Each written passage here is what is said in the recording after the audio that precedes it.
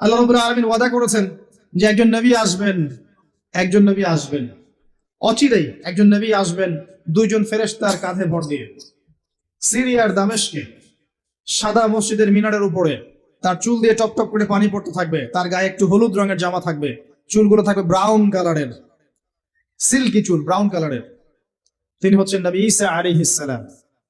মারিয়াম আলাইহিস সালামের তারা তাকে ক্রুশবিদ্ধ করে নাই, বাল রাফআহু আল্লাহু ইলাইহি, বরং আল্লাহ তাকে তার কাছে তুলে নিয়েছেন। সুবহানাল্লাহ। এবং তিনি তাকে পাঠাবেন কি জন্য? কারণ শেষ জামানায় ঈসা ইবনে মারিয়াম এই জেরুজালেম থেকে সারা বিশ্বকে শাসন করবেন এই কারণে। এবং তার হাতে আল্লাহ রাব্বুল আলামিন মসিহুদ দাজ্জালকে হত্যা করাবেন। একজন নবী এর হাতে বিশ্বের ইতিহাস শেষ হবে, অন্য কারো হাতে শেষ হবে না। এই বিশ্বের ইতিহাসটা শেষ হবে একজন নবীর হাতে।